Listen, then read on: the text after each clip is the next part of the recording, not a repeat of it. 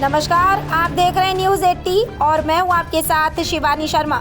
उत्तर प्रदेश की राजनीति, मौसम, किसान, अदालत और बड़ी प्रशासनिक खबरों के साथ हाजिर है आज की 15 फटाफट बड़ी खबरें। तो चलिए शुरू करते हैं आज का सुपरफास्ट बुलेटिन। विश्व पर्यावरण दिवस के अवसर पर मुख्यमंत्री योगी आदित्यनाथ ने प्रदेश को बड़ी सौगात देते हुए 2741 करोड़ रुपए की लागत वाली भारत की पहली एयरशेड आधारित उत्तर प्रदेश स्वच्छ वायु प्रबंध परियोजना का शुभारंभ किया। यह परियोजना विश्व बैंक के सहयोग से संचालित होगी। इंदिरा गांधी प्रतिष्ठान में आयोजित कार्यक्रम में मुख्यमंत्री ने एक पेड़ मां के नाम महाअभियान 2026 की शुरुआत, यूपी कैंप के लोगो व वेबसाइट का अनावरण तथा वेटलैंड पोर्टल लॉन्च किया। उन्होंने 100 आंध्र भूमियों की अधिसूचना में जुड़े ग्राम प्रधानों को सम्मानित किया और श्रावस्ती के गुलरा को राज्य की दूसरी बायोडायवर्सिटी हेरिटेज साइट बनाने की घोषणा की। कार्यक्रम में पर्यावरण संरक्षण और स्वच्छ वायु को लेकर कई महत्वपूर्ण पहलें शुरू की गई हैं। उत्तर प्रदेश में चकबंदी कार्यों में लापरवाही, भ्रष्टाचार और लंबित मामलों पर अब सख्ती शुरू हो गई है। चकबंदी विभाग ने भ्रष्ट और अयोग्य चकबंदी व सहायक चकबंदी अधिकारियों को अनिवार्य सेवानिवृत्ति देने की प्रक्रिया शुरू कर दी है। चकबंदी आयुक्त डॉक्टर हरिकेश भास्कर यशोद ने 4 सदस्यीय स्क्रीनिंग समिति गठित कर सभी जिलाधिकारियों से 50 वर्ष की आयु और 30 वर्ष की आयु पूरी कर चुके अधिकारियों की सूची 15 दिनों में भेजने को कहा है। प्रदेश में वर्तमान में 7,955 चकबंदी वाद लंबित हैं। स्क्रीनिंग के बाद चयनित अधिकारियों को 3 माह का नोटिस देकर FIR 56 के तहत जनहित में अनिवार्य सेवानिवृत्ति दी जाएगी। पक्षपात करने वाले अधिकारियों पर भी कार्रवाई होगी। उत्तर प्रदेश के परिषदीय विद्यालयों में कार्यरत शिक्षकों के अंतर जनपदीय तबादलों की प्रक्रिया शुरू हो गई है। शासन के निर्देशों के बाद उत्तर प्रदेश बेसिक शिक्षा परिषद ने विस्तृत दिशा निर्देश जारी किए हैं। तबादला चाहने वाले शिक्षकों को अपने जिले की BSA कार्यालय में प्रार्थना पत्र देना होगा। प्राप्त आवेदनों का सत्यापन कर BSA 20 जून तक उनकी जानकारी ऑनलाइन पोर्टल पर अपलोड करेंगे। इसके बाद निर्धारित मानकों के अनुसार तबादले किए जाएंगे। परिषद ने स्पष्ट किया है कि दूसरे जिले में स्थानांतरित होने वाले शिक्षकों को नई वरिष्ठता सूची में सबसे नीचे स्थान दिया जाएगा। तबादला प्रक्रिया शुरू होने से शिक्षकों में उत्साह देखा जा रहा है। उत्तर प्रदेश माध्यमिक शिक्षा परिषद यूपी बोर्ड ने हाई स्कूल इम्प्रूवमेंट कंपार्टमेंट और इंटरमीडिएट कंपार्टमेंट परीक्षा 2026 के लिए ऑनलाइन आवेदन प्रक्रिया शुरू कर दी है। छात्र 6 जून से 27 जून तक आवेदन कर सकेंगे। हाई स्कूल के छात्रों के लिए परीक्षा शुल्क 256 रुपये 50 पैसे और इंटरमीडिएट के लिए 308 रुपये निर्धारित किया गया है। शुल्क कोषागार में चालान के माध्यम से जमा करना होगा। आवेदन पत्र और चालान की मूल प्रति 27 जून के बाद 3 दिनों के भीतर संबंधित क्षेत्रीय कार्यालय में पंजीकृत डाक से भेजना अनिवार्य होगा। परीक्षा तिथियों की घोषणा बाद में की जाएगी। राकेश टिकैत ने उत्तर प्रदेश सरकार द्वारा मक्का की MSP बढ़ाने और 150 खरीद केंद्र स्थापित करने के फैसले पर प्रतिक्रिया देते हुए कहा कि केवल समर्थन मूल्य बढ़ाना पर्याप्त नहीं है, सरकार को खरीद की गारंटी भी देनी चाहिए। उन्होंने दावा किया कि यूपी, बिहार और मध्य प्रदेश में किसानों को मक्का का उचित मूल्य नहीं मिल रहा और कई जगह फसल 1200 से 1400 रुपये प्रति कुंटल बिक रही है। टिकैत ने MSP गारंटी कानून की मांग दोहराते हुए कहा कि खरीद की निश्चित व्यवस्था के बिना किसानों को लाभ नहीं मिलेगा। उन्होंने 15 से 18 जून तक हरिद्वार में भाकियों के चिंतन शिविर की भी जानकारी दी।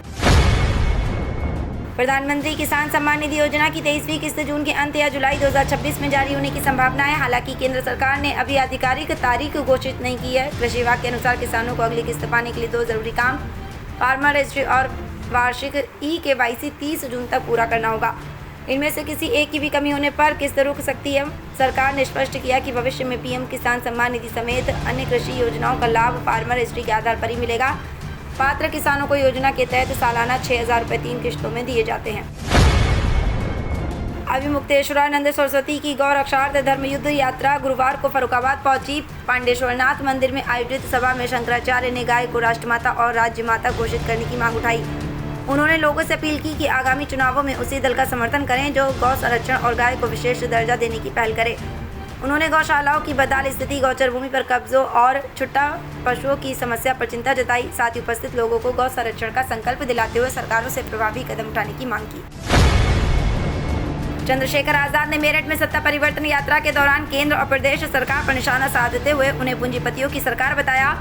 शेरगढ़ स्थित कांशीराम पार्क में आयोजित सभा में उन्होंने 2027 के चुनाव को लेकर कई बड़े वादे किए। उन्होंने इंटरमीडिएट तक मुफ्त शिक्षा, मजदूरों को 750 रुपये दैनिक मंजूरी, शराबबंदी, 300 यूनिट मुफ्त बिजली, स्मार्ट मीटर हटाने, किसानों के बिजली बिल माफ करने और पुरानी पेंशन बहाल करने का वादा किया। साथ ही पहली कैबिनेट बैठक में 5 लाख सरकारी नौकरियां निकालने की घोषणा की। चंद्रशेखर ने किसान हित, रोजगार, महिला सुरक्षा और एमएसपी गारंटी को भी अपनी प्राथमिकताओं में शामिल बताया। Indian institute of information technology Lucknow ने जुलाई 2026 सत्र के पीएचडी प्रवेश के लिए अस्थायी रूप से चयनित अभ्यर्थियों की सूची जारी कर दी है। अभ्यर्थी 7 जून शाम 5 बजे तक ईमेल के माध्यम से आपत्तियां दर्ज करा सकते हैं। कंप्यूटर साइंस एवं आईटी विभाग के इंटरव्यू 20 जुलाई को सुबह 10:30 पर, जबकि प्रबंधन एवं मानविकी तथा गणित विभाग के साक्षात्कार 21 जुलाई को आयोजित होंगे। शॉर्टलिस्ट अभ्यर्थियों को सभी मूल दस्तावेज साथ लाने होंगे। नौकरी पेशा उम्मीदवारों के लिए नियोक्ता से एनओसी प्रस्तुत करना अनिवार्य किया गया है। साथ ही शोध रुचि पर 4 से 8 स्लाइड का प्रस्तुतिकरण भी देना होगा।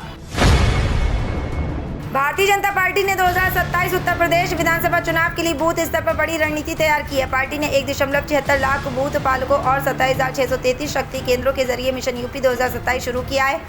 हाल ही में लखनऊ में हुई बैठक में प्रदेश अध्यक्ष पंकज चौधरी और संगठन महामंत्री धर्मपाल सिंह ने जिलाध्यक्षों को पश्चिम बंगाल मॉडल की तर्ज पर बूथ प्रबंधन मजबूत करने के निर्देश दिए। भाजपा पन्ना प्रमुख प्रणाली शक्ति केंद्रों, बूथ वर्गीकरण और हाइपर लोकल प्रचार के जरिए मतदाताओं तक पहुंच बढ़ाने की तैयारी में है। पार्टी का लक्ष्य 2024 की चुनौतियों से सबक लेकर 2027 में लगातार तीसरी बार सत्ता हासिल करना है।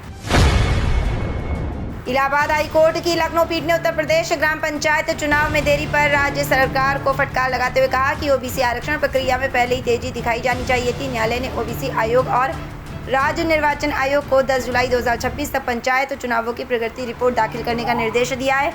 सुनवाई के दौरान कोर्ट ने पंचायतों में लोकतांत्रिक व्यवस्था बनाए रखने की आवश्यकता पर जोर दिया। याचिकाओं में ग्राम प्रधानों को प्रशासक नियुक्त करने के शासनादेश को चुनौती दी गई। वर्तमान में प्रदेश की हजारों ग्राम पंचायतें प्रशासकों के भरोसे संचालित हो रही हैं, जिससे चुनाव जल्द कराने का दबाव बढ़ गया है। अखिलेश यादव ने उत्तर प्रदेश सरकार पर तीखा हमला बोलते हुए आरोप लगाया कि राज्य में जातिवाद और भ्रष्टाचार चरम पर है। उन्होंने कहा कि थाना, तहसील और कलेक्ट्रेट स्तर तक लोगों की सुनवाई नहीं हो रही है तथा मुख्यमंत्री केवल बयान देने तक सीमित नहीं रह गए। प्रतापगढ़ में पुलिस चौकी के पास बुलडोजर से मकान, दुकान गिराने की घटना का उल्लेख करते उन्होंने कहा कि अपराधियों के हाथ में बुलडोजर की चाबी पहुंच गई है। किसानों को खाद बीज के लिए भटकना पड़ रहा है और उर्वरकों की कालाबाजारी हो रही है। गाजीपुर प्रकरण पर भी उन्होंने शासन प्रशासन की कार्यशैली पर सवाल उठाए। Uttar Pradesh police requirement and promotion board ने उप निरीक्षक एसआई, नागरिक पुलिस एवं समकक्ष पदों की सीधी भर्ती 2025 के तहत दस्तावेज सत्यापन, डीवी और शारीरिक मानक परीक्षण पीएसटी के लिए प्रवेश पत्र जारी कर दिए।